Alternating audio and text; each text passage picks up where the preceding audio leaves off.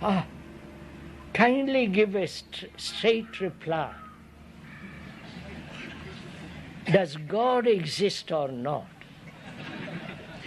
Yes or no? If yes, how best to realize Him in this life? It's a lovely question, isn't it? Kindly give a straight reply. Does God exist or not? Yes or no? If yes, how best to realize Him in this life?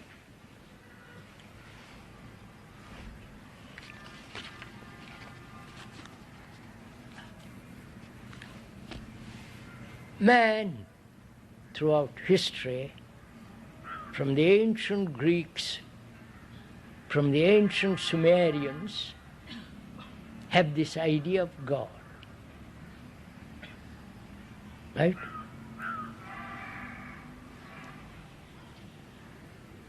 I'm not at all sure whether in the Upanishads and whether they mention God at all. Or is it a later invention? Yes? So, what is God? We are investigating. I'm not attacking God. I'm not denying God. But we are investigating whether there is such a thing as God.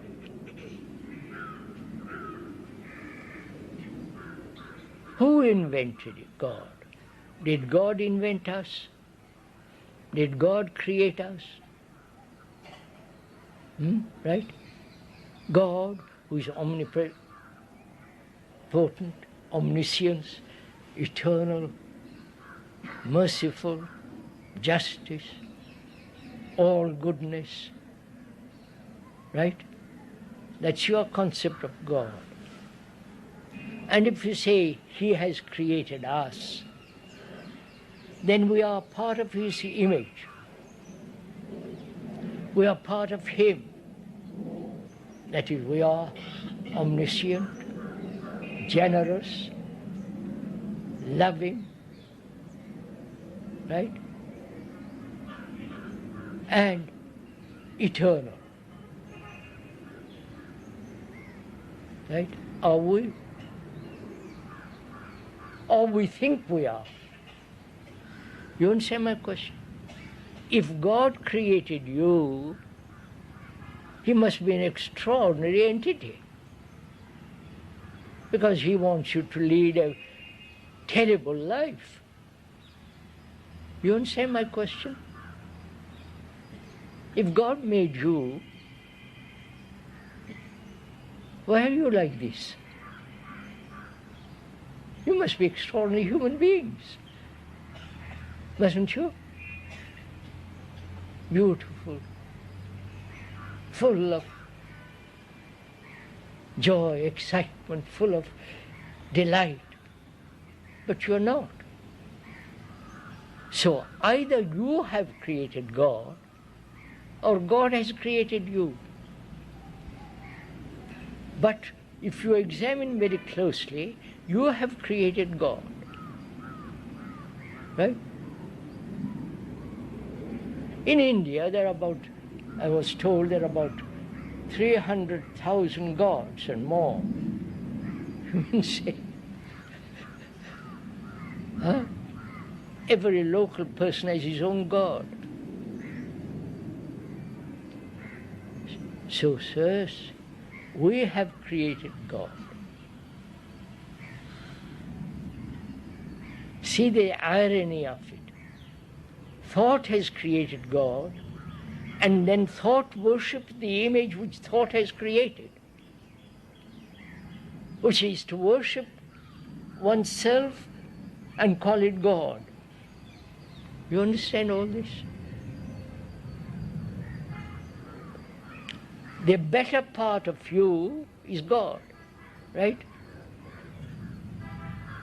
I wonder if you understand this. First of all, let's be clear. Have you created God? the local gods round the corner, or the local god in Rome or in Tirupati or wherever. You have created them, haven't you? Huh?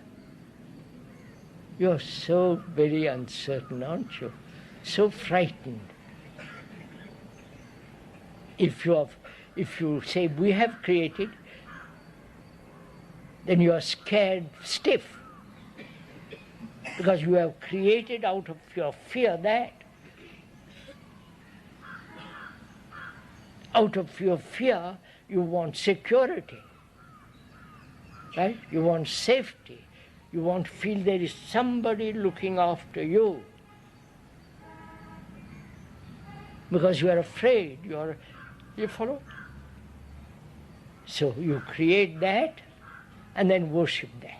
Just see what you are doing. Going to Tirupati and putting all your money in the bag. Do you think God wants your money? So look at it all. You have nothing but to offer but money, garlands, prostrations, rituals, right? You have nothing else to offer. Have you realized the tragedy of this earth?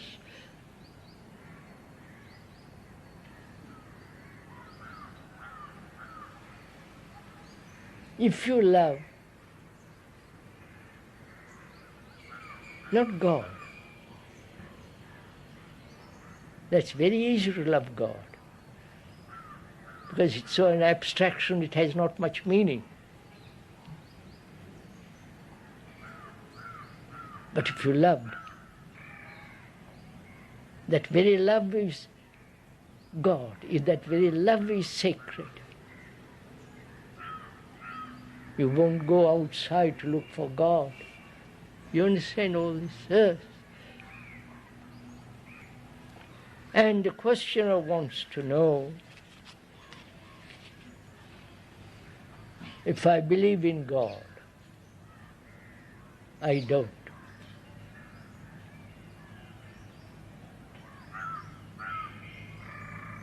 Because God is not something created by man. There is such thing as eternity, which is to be outside of time. Yes, sir. For that you must have a mind, a heart that is completely free from all the burdens of life. Right?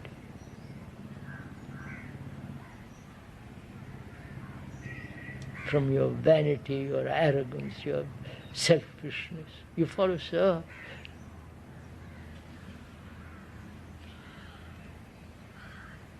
And we say, well, I'm not capable of it. Tell us what to do. You're back in the cycle. Somebody to tell you what to do.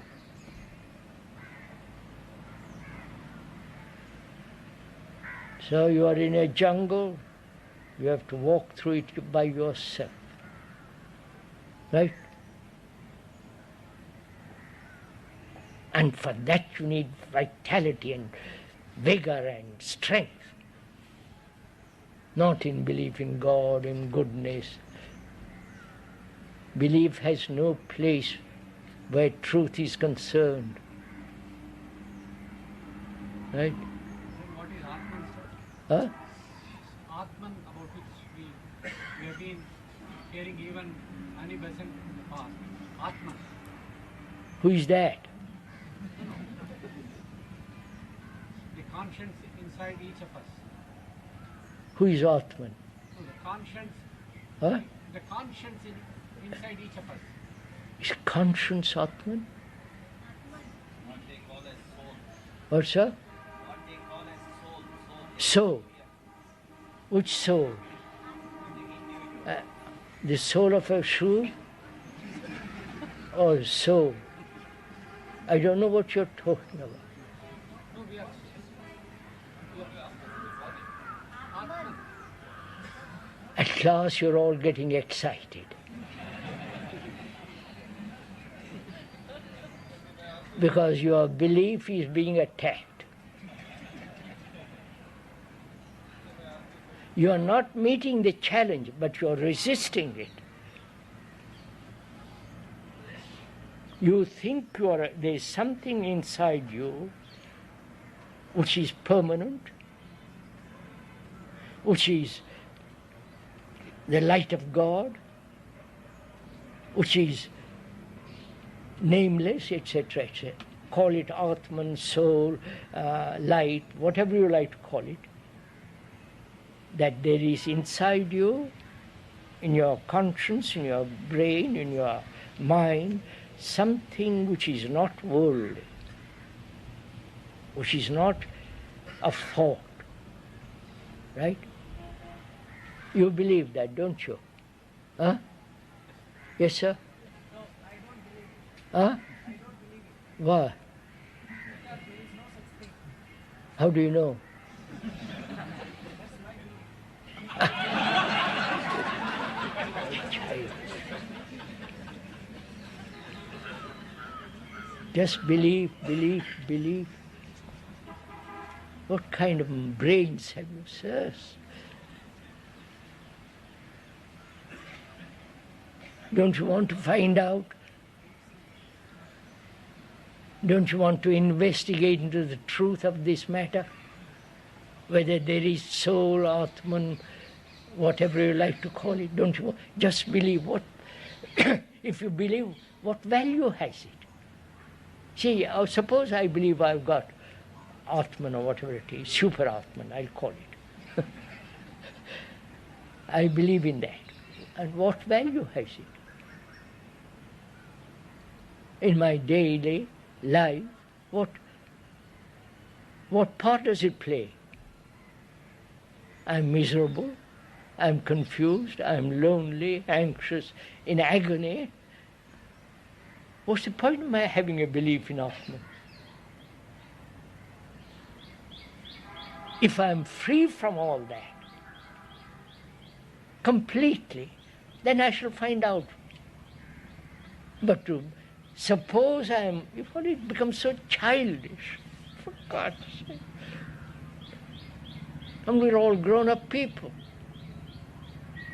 Jobs, children, wives.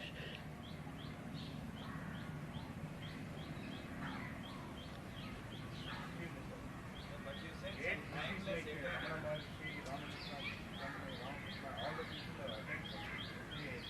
To attain something, it requires agency. Man gets the way he cannot understand what is soul and something. Oh, what? Dedicate yourself. What's I don't understand yourself. What is So many great people, Ramana Maharshi and who? Ramakrishna, What? Oh. All right, sir. What about them? What about them? they live a simple life and they advocated something and you dedicate yourself and detach yourself from the mundane type of life, then only you will attain something. Because we are being in this mundane, this disturbed world, is it possible to not to believe that unless we implement it, we can attain something?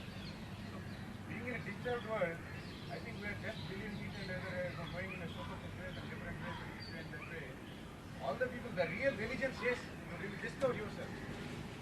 Sir, would you forget all these people?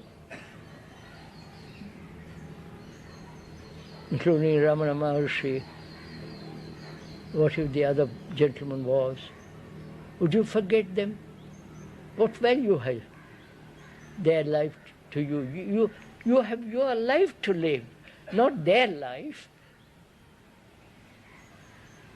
God, what kind?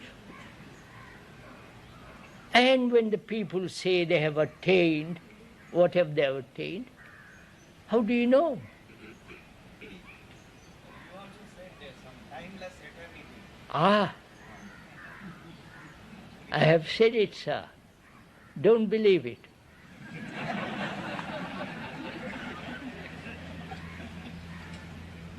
That's not fair. It's not fair, I know. It's not quite fair. But sir, just listen.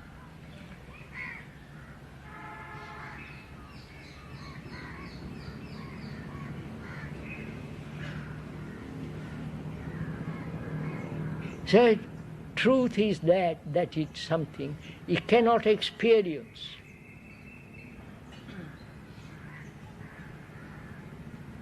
It cannot be told to you. Word is not that. But if you live on words, it's that. You understand? The word is not that. Like the word tree is not the tree. I can describe eternity, blah, blah, blah. But the word is not that. But we are satisfied with the word. Right, sir? You love with your heart, with your mind, with everything that you have. You love somebody. And you tell me of that love. And I accept the words, but have no, the flower isn't there, the perfume isn't there. You see, sirs,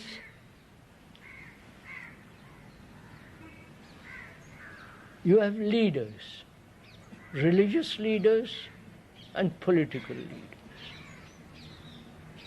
I don't know why you have leaders at all.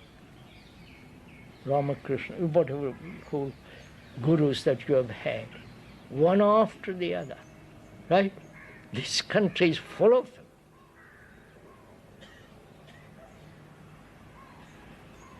And why do you follow? You understand? If once you realize that you are responsible entirely for yourself, that you are in a jungle, literally in a jungle, where you have to make your own way out. There is nobody to lead you. Then you forget all this. The examples, the books, everything, because you've got vitality, strength to go through. But the moment you depend on leaders, you become weak. If once you realize it in your heart, not just intellectually, then you are a man, human being, free to walk straight. But we don't want all that. So, it's so simple when you think of it all.